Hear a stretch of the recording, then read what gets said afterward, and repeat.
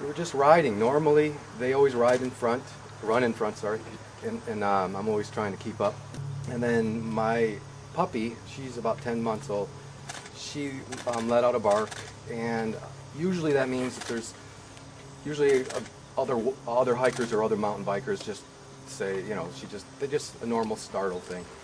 And then, so then I kind of got off, because sometimes there's horseback riders, and then the bear just showed up, and so I just kind of stepped back, and then I just fell into the salal, and then he came on top of me and started eating, and the helmet, he bit right through the helmet and got my ear, and I had my lip hanging out, and I'm lucky I didn't lose my nose and face. I'm grateful for that. I could have very easily. One time he came down on me. I was kind of upside down, and he grabbed right a hold of my side. He did one of them bite and jiggles things. You know, I'm thinking, there goes a bunch of meat there, you know, after the other one. But I was lucky. It didn't take a big chunk out.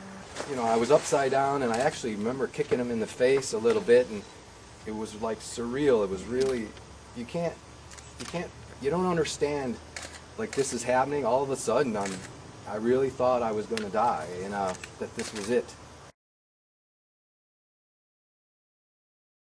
I just said, I don't remember the exact words, but I asked God that I didn't want to die today. And then all of a sudden, the bear looked, he's down at me, looked to my right, and then he just left. And it wasn't the dogs. I don't know. I didn't hear them. I didn't know where they were. He just left for a moment.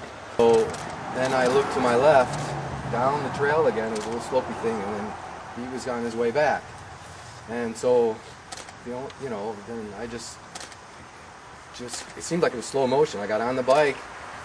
See, I have motion, and I can use my fingers, and I just went the other way from where I came, and I just kept riding, and I was conscious enough. I knew the trail back. I knew how to get back, and I had to leave my dogs. I remember that conscious thought that I had to go. I knew it was life and death, and so I just came back to here. Not at all.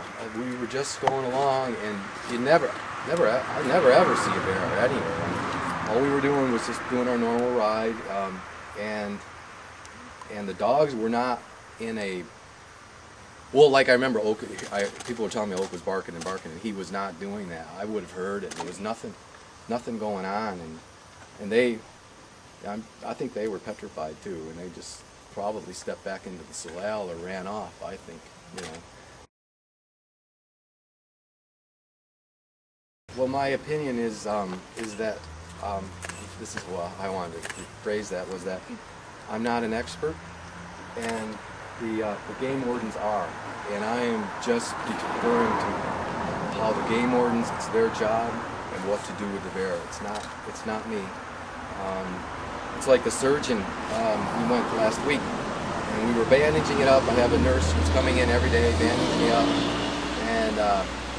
and then he took a look at it, and his decision was, all I need to do was put a patch over it. I don't need to wrap it. And I have to take his expertise on how to handle this kind of these kind of cuts. And it was in surgery too, and they had to stitch it all up together, my muscles and stuff. And so I have to go with the experts. The game wardens are the experts, and so that's how I went.